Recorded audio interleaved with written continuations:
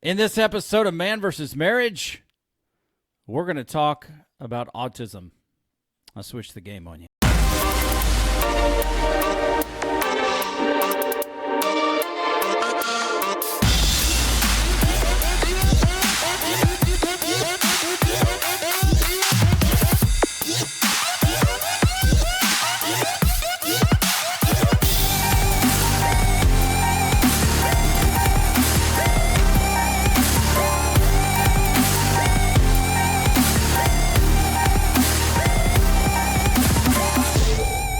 Welcome back to another episode of Man vs. Marriage. It is I, the Q-diggity dog, in the Moran family studio with my lovely wife, Jeannie. Jeannie, what's up? Not much. You're looking good in that Man vs. Marriage podcast hoodie. Thank you. I don't believe you, but thank you. Well, I'm not going to say it if it's not true.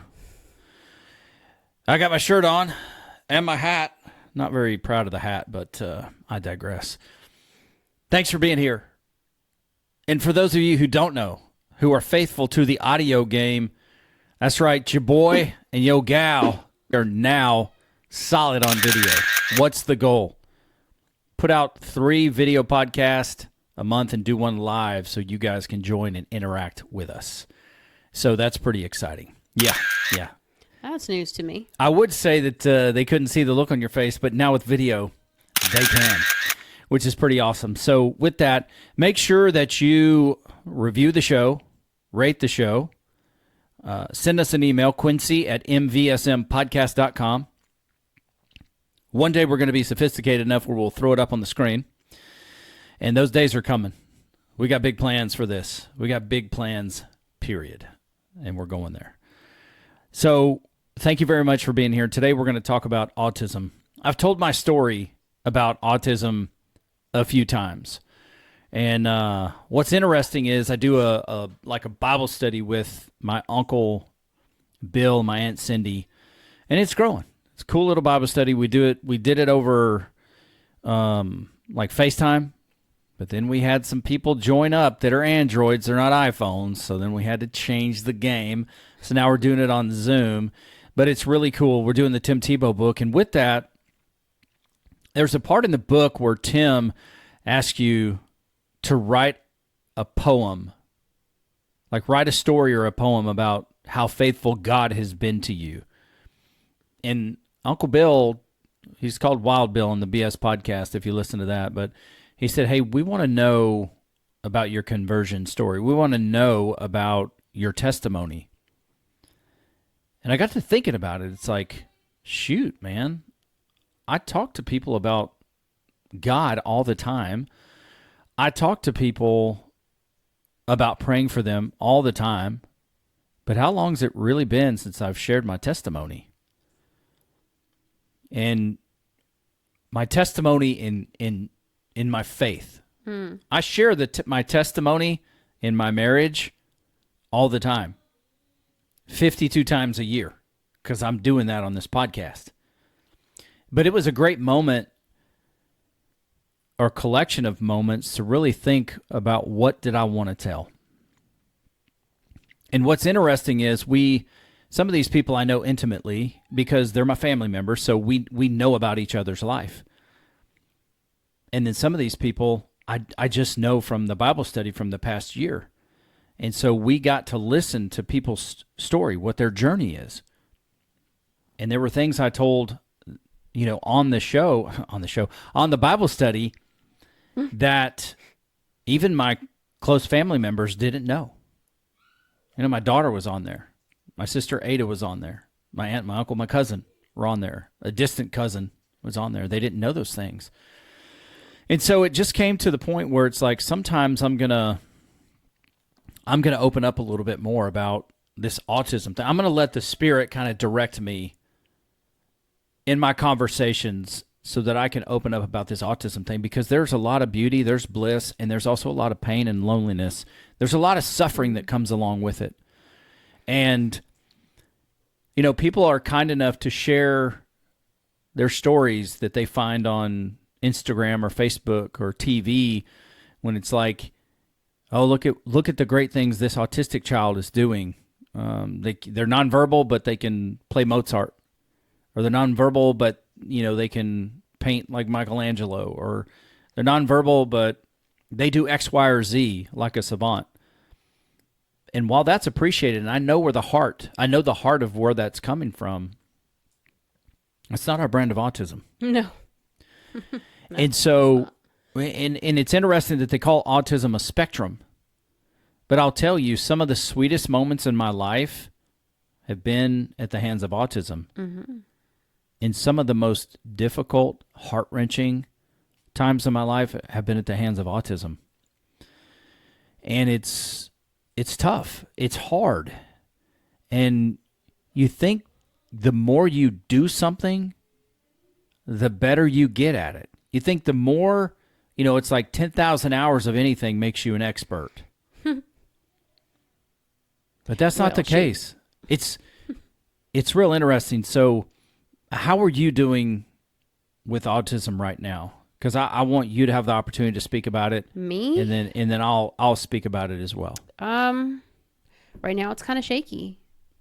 I mean, I will say about 3 weeks ago, I had probably one of the best moments, just because Kiki and Hunter were watching Little Bear, which they haven't been watching in a long time.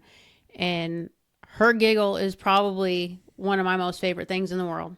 Not when she's, haha, I'm funny and she's, being sarcastic. She has a genuine giggle that just, it's like when you have a little toddler that just, you start tickling them. It's that giggle. She has had, it never matured. It's still that giggle. So there are those moments still that I get. Bubba sometimes will come and remind me he's my sweet boy. Those moments are good, but lately they're both, I think they're just struggling, and I think that they're trying to figure out how to communicate it, and it's just not working right. Like Bubba is just communicating out of anger. His is all anger, and it's the same. It's scripted. I mean, it's the same stuff. Yeah. But I think that me being down and not being his regular routine, I think having his little sisters taking care of him is getting frustrating to him. And it's hard for me because there's a part of you that, you understand and you want to help them because that's, they're struggling with it. And there's another side, I'm not going to lie, that gets so frustrated and angry, and just, if you could just stop, it would be great. I mean, I'm sure if he could, he probably would, but he just can't. Yeah. And that's what's hard for me is I feel like an a-hole when I get mad, but at the same time, it's just like, I kind of want to yell at God and be like, can we have a pause? Can we have like just a silent breather where we can all just stop, regroup? We don't really get those. I mean, until they fall asleep. That's even been off for him for quite a while, especially since since we've moved here, it's better. It has its moments of better. I have noticed a few things that, and I try to accommodate as much as I can. Tell me so we can celebrate together. When you leave and you have to be gone overnight, Hunter prefers to sleep on the couch. I don't know if it's because he wants to be by mom or if it's just a comfort thing for him. But when you're not home, he likes to sleep on the couch. He does not like to be in his room. He does not like to be alone. If he does go in his room, he will stay up all night long till like 5, 6 in the morning. And then when he finally falls asleep, he'll sleep till maybe 10. If he can get away with it, depending on what our schedule is. I have noticed thunderstorms freak him out, but instead of having meltdown moments, he's learned to kind of, I don't know how to say, he's learned what he needs to adapt. He wants to sleep on the couch. He wants his weighted blanket. He wants the windows covered. He doesn't want to see the lightning. Like, he's learned how to communicate that stuff, but he won't tell you that it scares him. He won't tell you that, he'll tell me it makes him nervous. Yeah. But- He'll get behaviors that make him. You can tell his anxiety. Oh yeah, his anxiety is going through. I used to not understand what it was about him. Like when his energy would just like ramp up like crazy, and then finally I got to the point where it's like, this dude's got some anxiety going on, and so it's I asked him, Hunter, are you nervous, buddy? Yes, I'm nervous.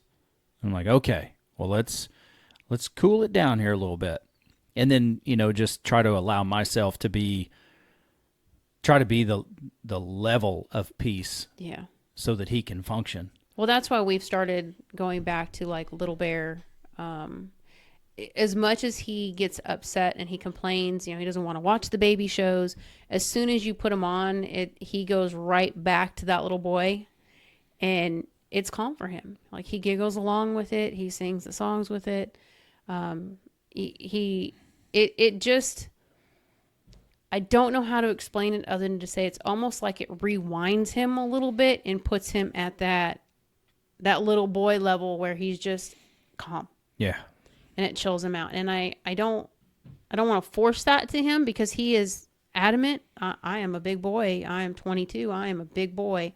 And he wants to do big boy things. But there are moments that it's just like, buddy, you got to be like 6 right now. Your body and your brain need you to just be 6. And it slows him down. That's why I've stockpiled the scratcher artwork, because he will sit for hours and just scratch the pictures, and he gets really frustrated if anybody else touches him. It calms him. It puts him in a place of concentration and he relaxes. But I think what it really does is it focuses his mind on something. And without something like that, he's all over the place. Yeah. And right now it's getting a little bit harder because everybody else is doing older things. The girls are getting older. They're getting to do big girl things, and he doesn't get to do big boy things. And it's not for lack of want. It's just he can't do them by himself. Yeah. Yeah, it's kind of heart-wrenching at times because he knows enough to know. And I was telling a buddy of mine from work the other day, he knows enough to know, because you guys may not know this, but I have a niece, Jeannie and I have a niece that was born same day, same year, same hospital, 1 hour later than Hunter. So he's her older cousin. And he sees the things that she's doing, and somehow he knows that's what he's supposed to be doing. He knows that after high school comes college, thanks to Blue's Clues. He knows that after high school comes college, you get a job. He wants a girlfriend. Wants to have, I think he at one time wanted 2,000 sons. Like, he's like, how many kids you want? I want 2,000 boys. And he knows someone just like that. He knows these things, and yet many of those things are not going to be in the cards for him, save a miracle.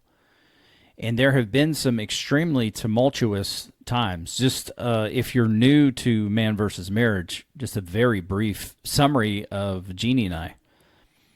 The company, I was living in Alabama going to college, and came back to California because my parents were divorced, so I kind of went back and forth between there. I was in my freshman year of college, had just completed that, came out for a summer visit like I always did, and decided to stay, and I was going to play football at the local junior college. Well, when they told me the price for somebody who's out of state, like, my mother's a resident, so why didn't I just say I was a resident? Anyway, I'm going to tell the truth, which, is right. That's what you have me for. Just kidding. I think the cost was like 2 or 3 times. And I was like, dang. I said, maybe I'll just get a job and then I'll play football the next year. Never went back to college. I did some Bible college, but never went back to that college. And I did try again, but then the credits said, who cares? Get to the point. So I started at this company. My cousin by marriage, who's now one of my best friends on the planet, got me an interview, did me a solid, and I knew nothing about this industry. And the guy said, well, we'll take a chance on you. So my very first day was Jeannie's last day. And I never went to work because I was in Vegas. She went to Vegas for her last day. You better believe it. I got all my PTO before I quit. I'm not stupid. And then Give me my money. she called in sick that day, and I took her phone call. Never met her, had never talked to her. She says, after time, and we kind of realized what had happened, she's like, who's this guy with a Southern accent? That was interesting. That was very interesting. And so we ended up meeting through a mutual friend because she had a friend that worked there, and I became friends with this guy and his family who worked there. And he had me babysitting. And I'm game for anything. I'm like, I love kids. Yeah. Church, whatever. I love kids. I'll babysit. Sucker. And, hey, man, I was sowing good seed. Little did I know I'd need a lot of babysitting in my life. And so. That's fair. So he had a couple of kids in diapers. And I'm like 19. And I'm like. He had one that was still nursing. I was like, bro, I'm good to watch these kids, but I need some help with these little ones. Like, I need some help. And so he had actually tried to set me up with another gal before and didn't work out. And when I was watching the kids, he said, well, I want to introduce you to this girl named Jeannie. And he showed me a blue 3x5 card. He said, here's her schedule. So we're going to get you guys together. I looked at her schedule. It involved prayer, school, Bible study, babysitting, etc. I said, hey, I don't know who this girl is, but on paper, she's hot.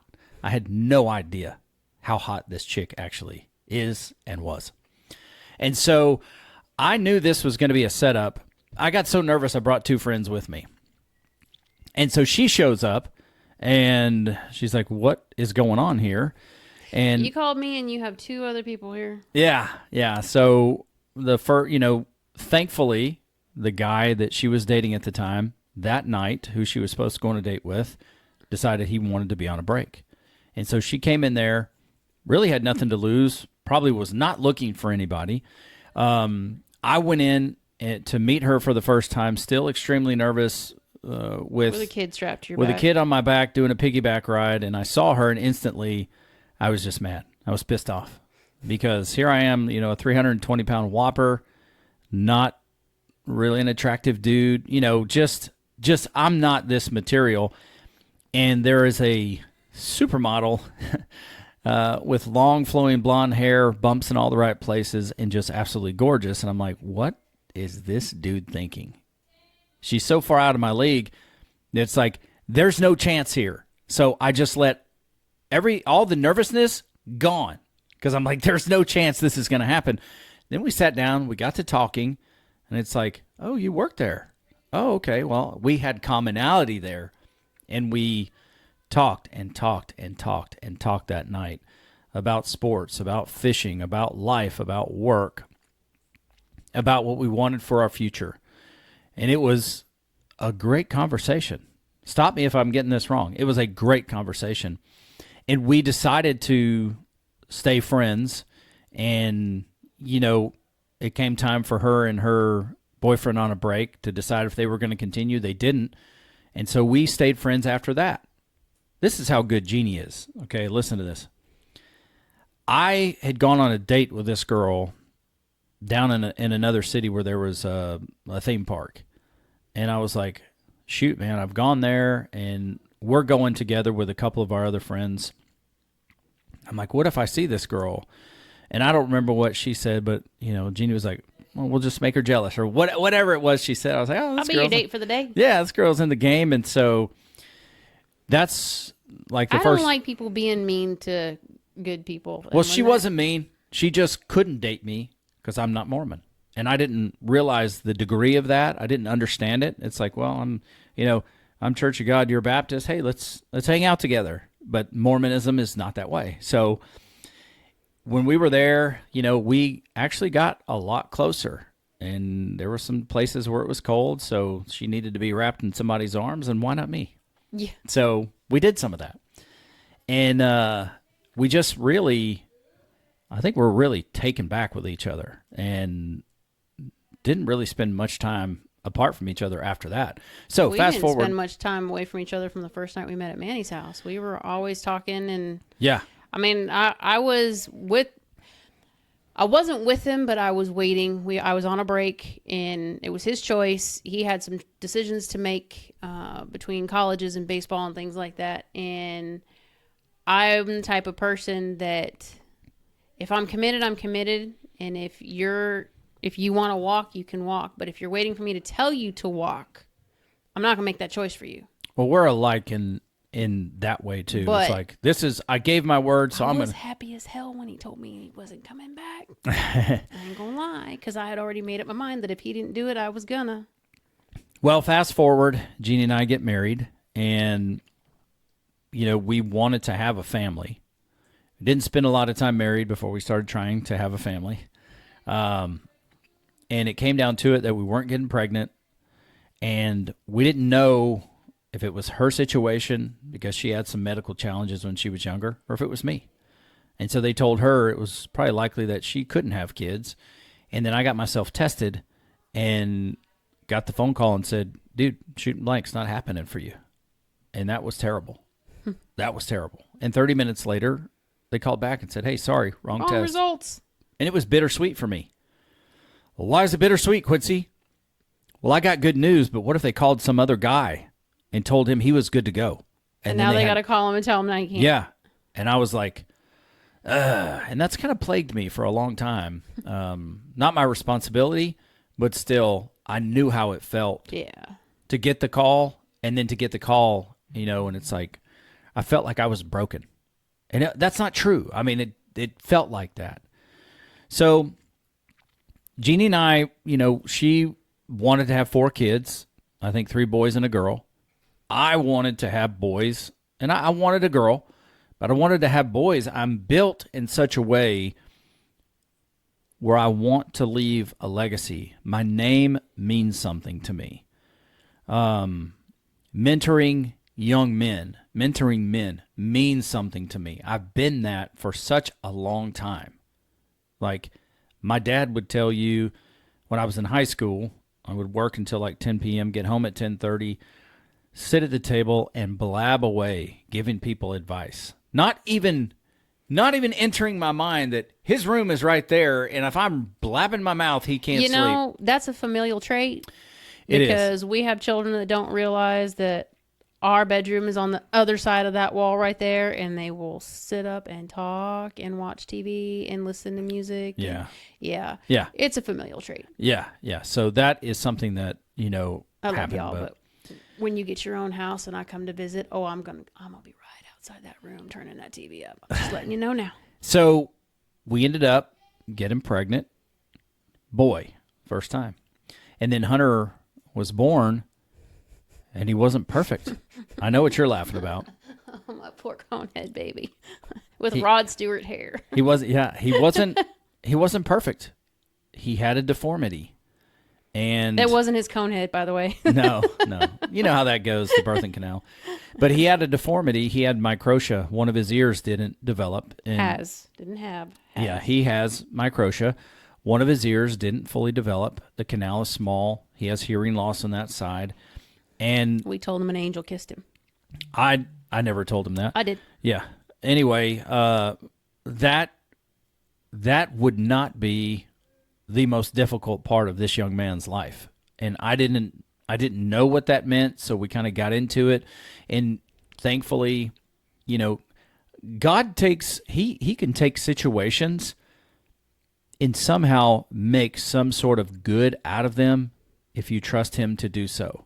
And to me, I take the standpoint that Hunter's development was nature. I don't believe that God was like, "Pa, you're gonna have microtia." But some people may believe differently. I'm just giving you my take. No, I can tell you what Dr. Danzo said caused it. It's because of the way that he was in my stomach and in the birth canal. He was pressed up against my hip bone inside. So he said it's possible that because his head was pushed up against my bone, that when it was trying to develop, it just didn't have the space. And Hunter was a pain in the butt and didn't move a whole lot.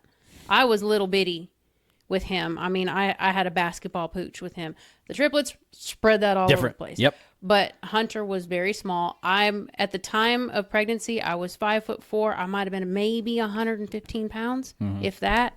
And I didn't gain but 10 pounds when I carried him.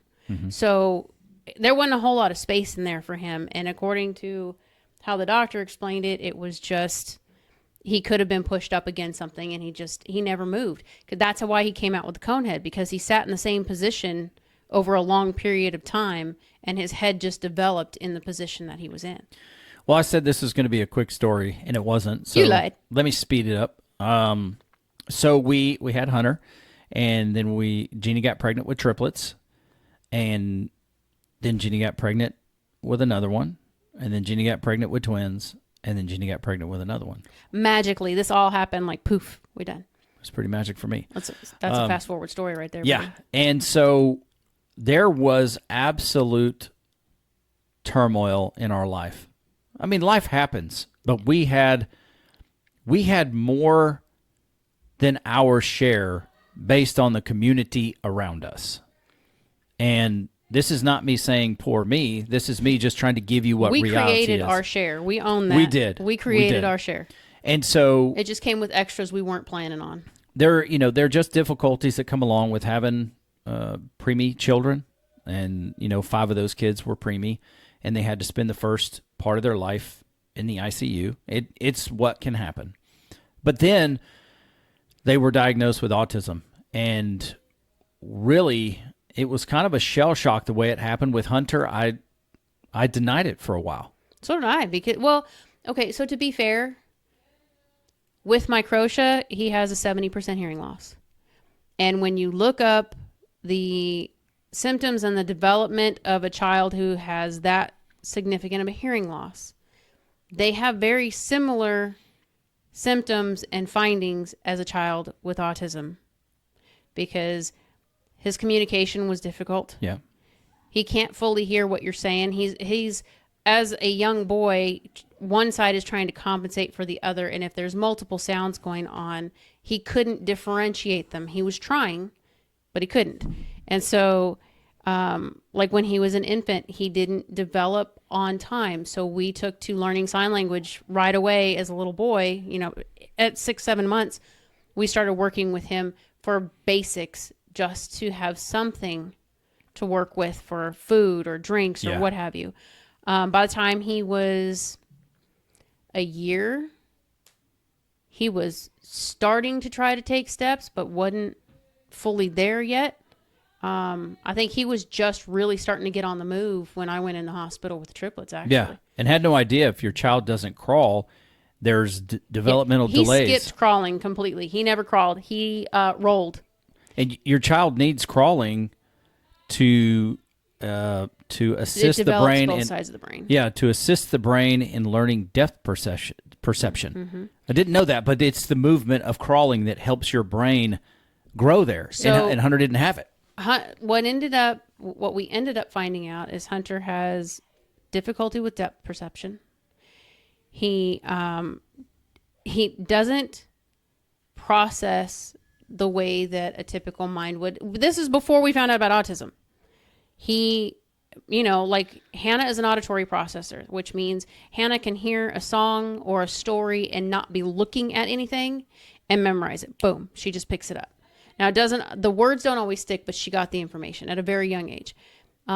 So we learned, like with math on paper sucked for her. But if I gave her a verbal math problem, she could spit it out. She just couldn't tell you how she got the answer. Hunter is very different because he doesn't have the auditory. Some things he picks up, some things he doesn't. We found out that he is a visual learner, but he is a tactile learner. So when he got into second grade, between first and second grade, I had started taking sign language classes at college and determined I wanted to see if this would work. It wasn't that he couldn't talk. He could talk. He talks like he's got marbles in his mouth, but he can talk and he can communicate to a degree. He can't hold a true conversation for long, but we had to figure something out. We had to get some kind of development.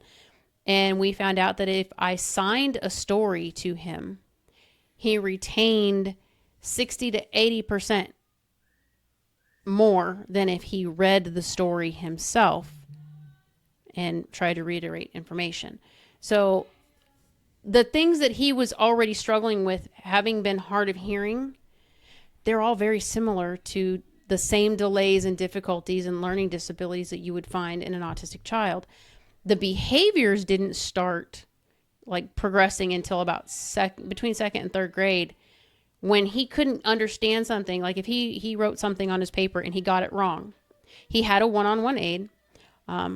Love him to death. He is still our friend to this day. But if he would get something wrong and the teacher would erase it, Hunter lost his mind because you just erased all of his work. You couldn't just tell him, okay, hold on, we got to fix it, and have him erase it. He wouldn't do it. He had to start over and do it again because he couldn't handle you wiping it out and pissing him off. So he got to where if you said homework, he had a conniption. And it was just a word. It was just a word. That's what made him mad. Because if I brought him home and we did homework, he would do his homework. We just didn't call it homework. We learned to call it practice, because when you go to baseball, you go to practice. I could practice, Mom. Sure. Let's practice math, dude. The only one that struggles with that is Allen Iverson. Anyway, we learned the hard way when Hunter was 8 that he was autistic. So we missed several years of what could have helped us with him, because Kirsten and Hannah were diagnosed much younger. Hannah was diagnosed at 2.5 because of 2 years 9 months. She had a major seizure. And then things just kind of started happening from there, and they immediately knew. We were in the doctor's office for Hannah, and Kirsten was sitting on my lap, and we're sitting on the table, and Hannah's over in the stroller talking to the doctor, and the doctor's asking her questions, and Kirsten's over here watching out the window. There's a tree swaying, just back and forth, got little flowers on it. Kirsten's perfectly content watching that tree sway back and forth. The doctor's playing with noisy toys, lights, sounds, got different. The other two, Gracie's in the room. They're all looking around. They're getting happy because there's all these things. Kirsten's just watching the tree, chilling out. And the doctor started asking some other questions and started watching Kiki's response to things and how she did things. And she goes, well, this one, she's definitely on the spectrum, but she's a little higher. I'm sure we could work things out for her and get her the help that she needs, and she'll probably be able to develop almost normal, but not quite. Okay. The deciding factor on that was going to be the seizures and what they could possibly do. For Kirsten, now Kirsten wasn't there for the appointment. She was just there because she's a triplet and I didn't have a babysitter. Mm-hmm. The doctor says she, however, is definitely autistic and not the higher functioning kind. What a great way to find out. Crushed me to pieces, because I thought she's always been a quiet baby. She doesn't cry hardly at all. She's quite content on her own. She does her own thing. She had certain toys that she liked, but she just wasn't real playful. But she didn't. I thought she wasn't playful because she didn't like being around other kids. Like the other kids would. If it was just her triplets and Hunter, she loved Hunter. I don't know what happened there. But for now, when she was smaller, though, it was like other people's kids would come around. She's no. I just thought she was a happy kid. She was quiet. She didn't fuss too much. She entertained herself. She loved the swing. She ate the easiest out of anybody. She ate everything you put in front of her. Mm-hmm. Doesn't do it now. But I just thought, thank God, I finally have one that's just chill. And we find out, no, she's not normal. That's part of the autism. It's like, okay. And then we started clocking it. We started paying attention to little things. And by her 5th birthday, I have photos to prove it. I swear to you, I know that I know.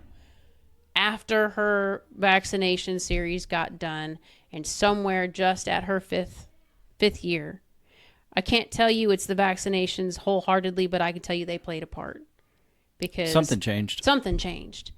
And this little girl became completely different. I mean, the behaviors, tantrums, screaming. She couldn't communicate. She couldn't talk. We had very little words. If you told her no, she didn't know what it meant.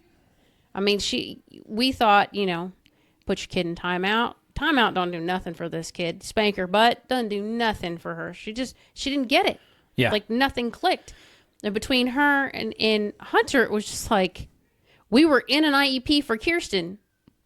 And the psychologist says, well, her brother's autistic too. And we're thinking, pardon my French, fuck you.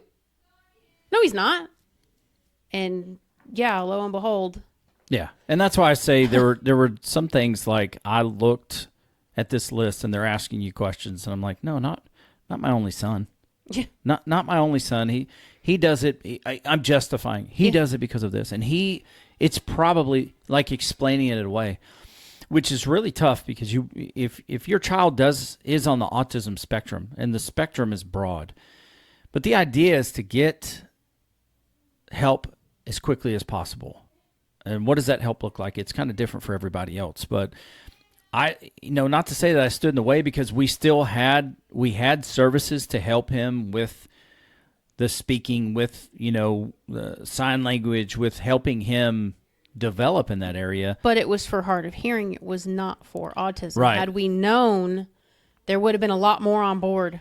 There probably would have. All I can tell you, and the reason I wanted to talk about it, is because there have been some really tumultuous times. Now, Hunter, he asked questions about everything over and over and over again. And when he was younger, he would ask friends and family members, like say you have 2 kids, he would ask them questions about food, about colors, about sports, about everything. What's your dog's name? Yeah, and he would remember it. Oh, yeah, he and categorized it. He would order, like... files in his head. He would order it and say, like, okay, well, however he would ask it, who's your oldest child? So when he would see these people again, he would ask them questions according to house number 2. Yeah. And they're like, what? And so when he would come to Jeannie or I, he would say something about number 3 or number 5. And we couldn't figure out what he was talking about until we figured out it was the kids. He ordered the kids. The children. And so he would ask at random times, how is so-and-so? And how is this child? And how is their dog? Or their favorite color is X, Y, and Z. I mean, he struggled in school, but somehow he could remember those types of things. And it was really interesting. And there's a bright side to that, but then there's also a really difficult side to that, because at the age of 5, his Grammy and Papa moved to Idaho, and he wanted to move to Idaho, and I told him no. And for more than 18, going on 18 years, he can't get past it. He holds me accountable for that. Well, he's been better about it lately, I think, unless it came up recently. Well, It used to be every time he got pissed off about something, that was the first thing he said. You told me no. You told me I can't go to Idaho. He hasn't done that in a really long time. True, but it's with him, if I'm correct, it's connected, because everything he doesn't have in his life is my fault. It's my fault. Whether it's a phone or a girlfriend or a car, he can articulate that it's my fault. Yeah, especially when he gets upset. Yeah, but he tells me it's my fault too when he gets pissed off and he starts going in his rant, and he's got to go to his room because he's being an a-hole, and he's like, I don't have a phone and it's your fault. It's like, you do have a phone and you're not getting it because it's your fault for being a turd. But he's adamant when he's angry, it's whoever is doing something or telling him what he doesn't want to hear, it's their fault.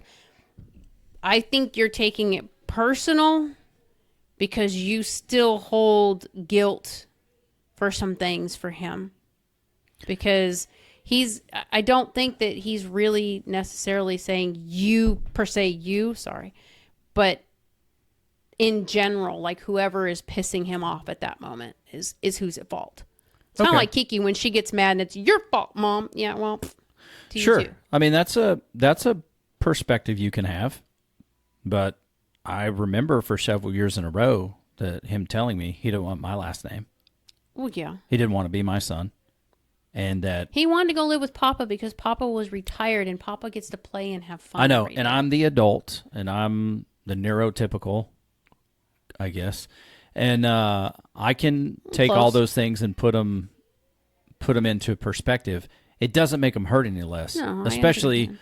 when he continues to say it and try. And yeah, in the moment, he probably is blaming you that he doesn't have his phone. Mm-hmm. But for us, for he and I, it goes deeper than that. It's been very consistent over the years. So I really, really struggled for a long time because all I ever wanted was a son. Yeah, I wanted a son, and I wanted that son to be able to carry on our family name. And, you imagine your son growing up at some point becoming your buddy and having a family of his own. And, those are the things you want for your children, whether they want them for themselves or not. Those are the things you want for them, your children. And that's not in the cards for him. It's not in the cards for me. Now, fortunately, having as many daughters as I do, I'll have some sons-in-law, and I've had to accept that in my life. And it's difficult for me, and it's heart-wrenching for me. And it went back. I didn't really understand that I had a kind of a grudge toward God for a while until I said it out loud, because Hunter wasn't perfect when he was born. He didn't meet my expectation of what a perfect child is supposed to be, just physically. But like I say, God can take those things and use those situations to really change people's lives. Now, what's the difficult part of autism? Gene and I don't necessarily agree that he holds only me, and I will submit that it is true. Whoever's in front of him, he is telling them, shut up, or whatever. Stop talking out your ass. Yeah, and he does his fair share of swearing at me, and I'm trying to figure out how to maneuver that.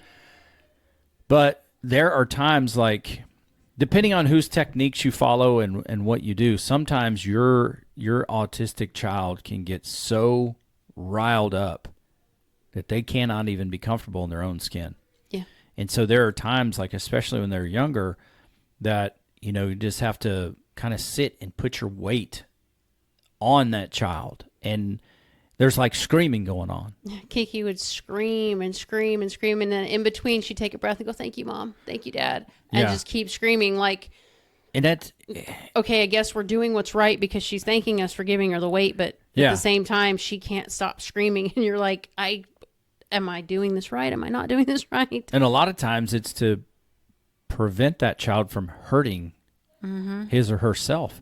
And it's interesting because I heard Kevin James talking to Joe Rogan about this and how he had to do that for his daughter. And it was crazy because at that moment, I was like, oh, you freaking get me, dude. You don't know me, but you get me. Because especially the way that I'm built, these hands are not meant to harm my children at all. And there have been times where I've had to save my other children from my child. There's been times I had to save my wife from my child. There's been times where I've had to save myself from my child. And these are things that wear on you. I don't know, but I've never been a mother, but as a father, you are a source of protection for your family. And, to have to dodge or catch a punch, to be busted in the eye with your child's head because you're not positioned in the right way, or to even hold or put weight on your child like we've had to do in the past, it hurts me. Even though deep down I know it's helping. It hurts that I'm having to do this because it's your child. It is one of the places that I thank God that you were a wrestler, though, because you know how to properly administer your weight and where to put it without hurting them. Yeah. If you hadn't learned how to do that when you were younger, as big as you've been over the years, who knows what that would have done, but you know exactly how to position yourself. I mean, even now, thinking back, we had a monkey backpack for Kiki, and I put ankle weights in it. And that kid, she wouldn't go to school without that backpack. She had to have that weight on her. Yeah. I mean, it seems like such a subtle thing, but even now we have weighted blankets. And when Kiki, that's why I was looking today when the girls were talking about laundry and stuff. I'm like, wash that blanket. It's been sitting in there for however long. And she's getting louder and louder. And I'm thinking about it. And it's like, I can tell her to go sit in a chair and let's cover your toes. And as soon as you put that warm weighted blanket on her, she stops yelling. Yeah. And that over the years, there have been some encounters that stand out just with me and Hunter. And it was probably 3 years ago. No, it's been 2.5 and going on 3 in Texas. So it's probably been more like 5 years ago. And Hunter and I were really, really just going at it. Like, he is screaming at me, telling me, like you've heard, it's my fault. Everything's my fault. And he's getting combative, and he's starting to kind of act out and, wants to bow up or just getting crazy. He wants to, and then he backs down real fast. Well, in this particular instance, I had to hold him. Yeah. And he's an adult at this time, but I had to hold on to him, and he is just thrashing around and just enraged. And I held him and held him and held him, and finally something broke, like mentally something broke open, and he was able to breathe and just like kind of calm himself down. And then we're both laying on his bed, just laying up looking at the ceiling, and he starts bawling. He just starts crying, and it's hard for him to articulate a lot of things. Mm-hmm. But I don't know if it was like the mental exhaustion from the experience we just went through, but he just started sobbing, talking about, I don't have anybody. I don't have a job. I don't go to college. I don't have a girlfriend. And he's saying this to me. And what can I say to him? He goes, I have no one. I have no one. Do you know what that means, Dad? I have zero. And my heart is just breaking for this kid. And I don't know how to make it better.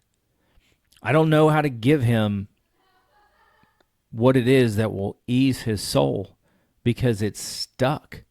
It's stuck there. And I want so badly to be able to relieve that disappointment and that struggle in him. I want so badly to be able to resolve those resentments that he has for life. The things that he wants desperately, but he doesn't have. And I can't fix that.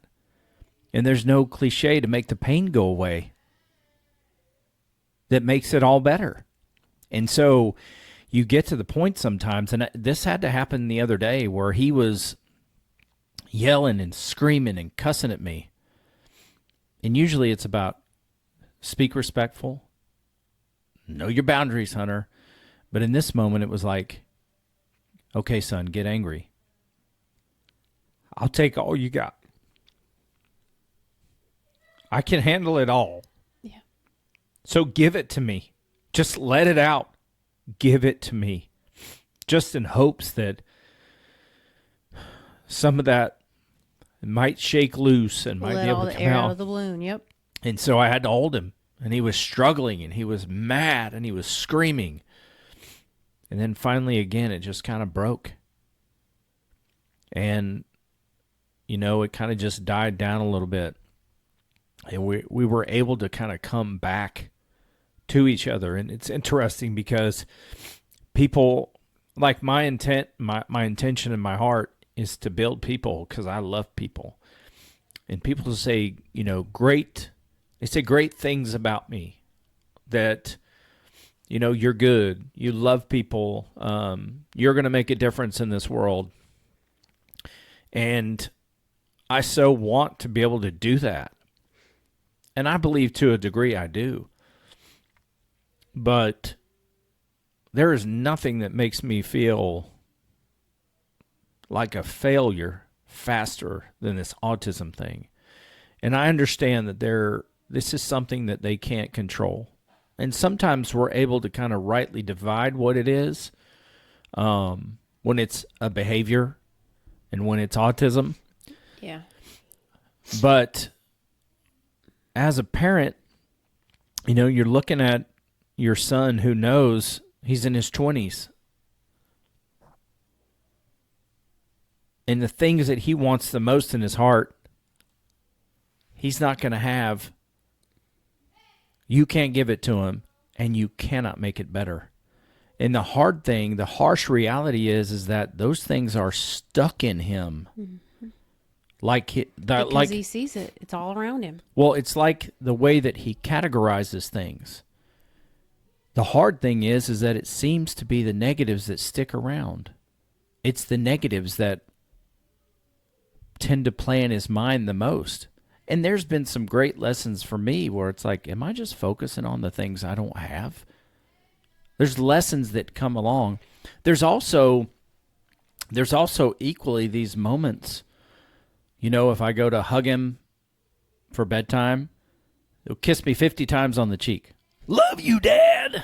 And it's like, that's amazing. When he is saying his prayers at night, or if someone is sick and they need prayer, or if he's doing his artwork, like being able to express himself in his own way for something that he's proud of. Mm-hmm. And he can say that he's proud. Think about that, Dad. Yeah. And he's happy about that. And so and he loves to tell people, you're doing a great job, be proud of yourself. He loves to tell people. He does, and he kind of screws it up, and it's kind of marble mouth, but he loves to, like you say, he wants to encourage you. You're doing great. He's like, be proud of yourself and your job. And so, just kind of working with him there. But I can't help but think as I'm going through these things, and there are times where I just feel like an abject failure, that there are other people out there who are experiencing these things. And just to let you know, it's I don't want a pity party. I'm not telling you this. I'm not being this vulnerable so that you feel sorry for me. Not that you are, but I just want to put that out there. I'm telling you because I want you to know that you're not alone in the struggles you are going through. Jeannie and I have had to come to the realization over the last few years that, save miracles, we're not going to get that part of our marriage where the kids grow up and go do their thing and then it's just us. That's not going to happen. And that's been a hard reality. Mm-hmm. And then the other reality, you don't want to be morbid, but then the other reality is when you pass away, who's going to be responsible for these children? Who's going to be responsible for these adults and take care of them and love them like you do? Because I'm going to tell you, I thank God that these 2 children were given to us. Because I wouldn't trust anybody else to love these kids like we love these kids. You know what I'm saying? Mm-hmm. So there's a lot of learning that goes along with this. And there are times where it gets really hard to deal with when my son is like, giving me the best he has because he can't stand me in the moment.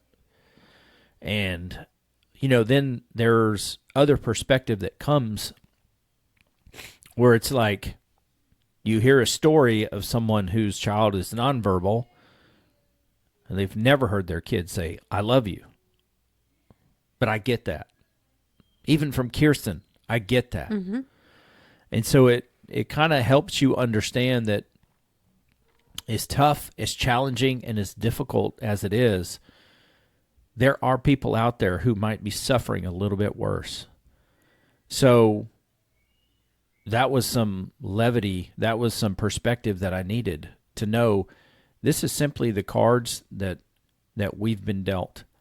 As difficult as it is for us, it's just as difficult for them, I would imagine, because my son knows that he's supposed to be doing these other things.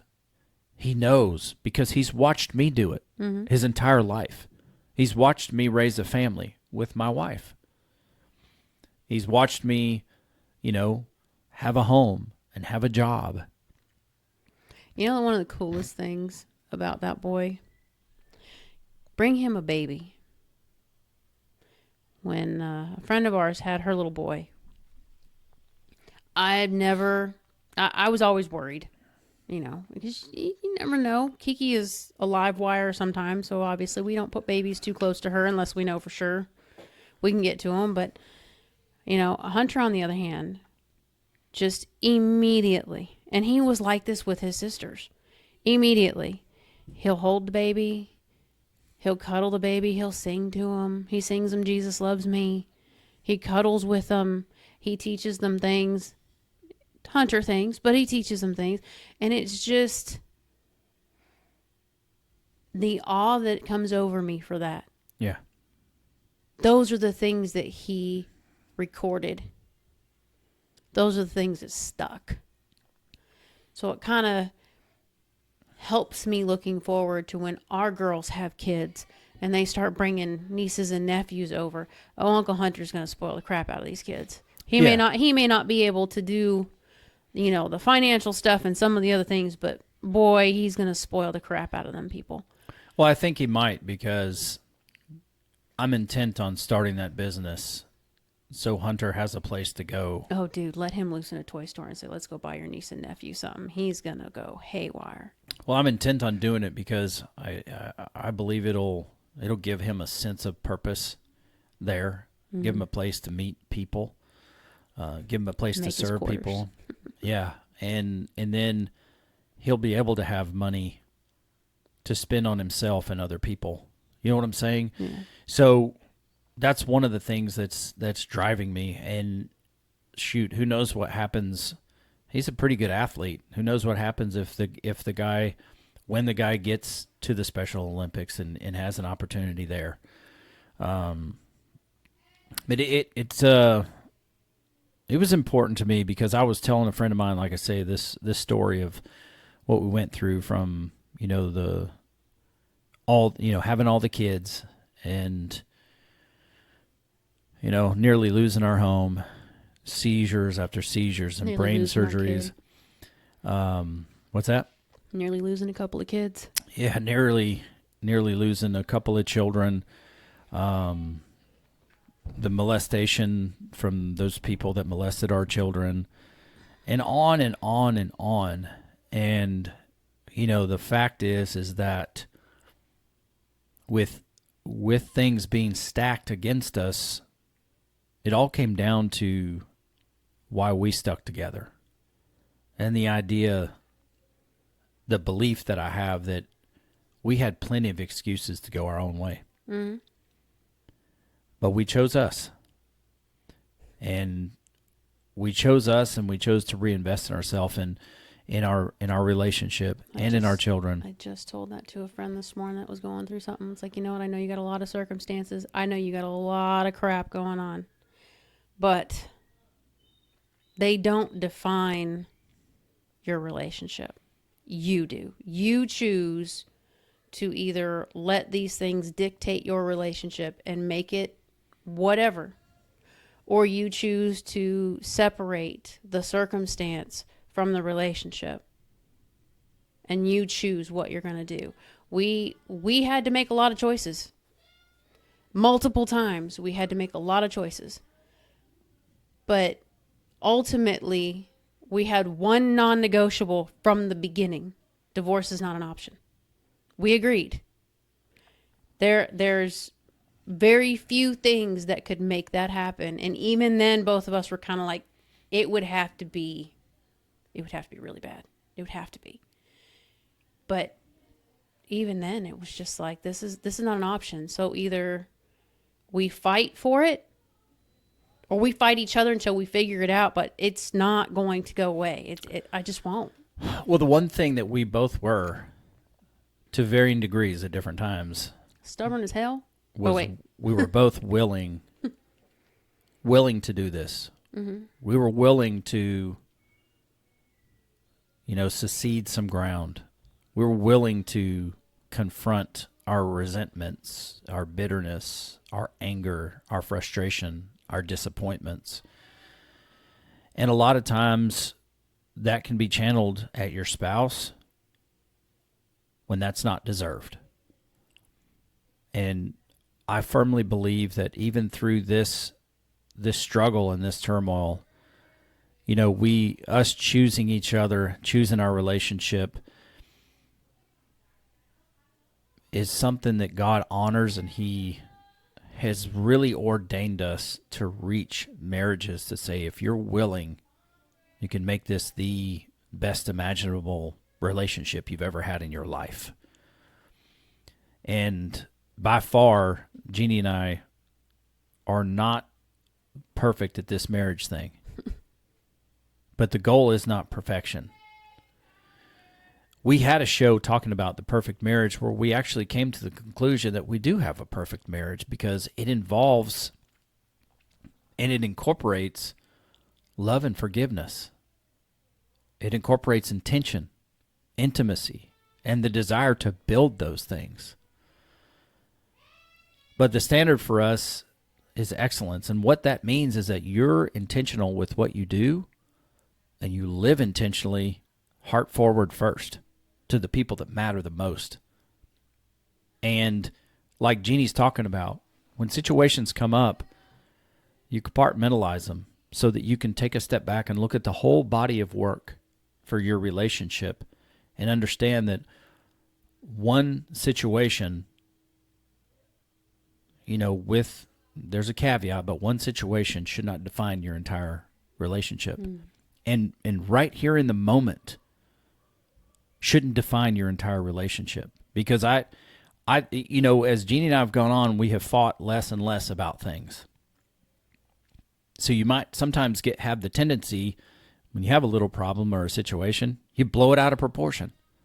But as long as you guys can both come to terms and say, I guess that was stupid. And then, you know, you're thankful for what it is that you have in your relationship.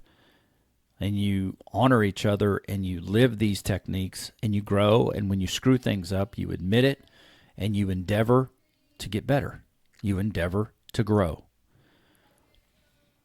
So, man, it's hard sometimes not feeling like an absolute failure.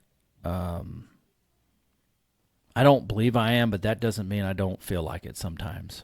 Oh, I know. I understand. Trust me.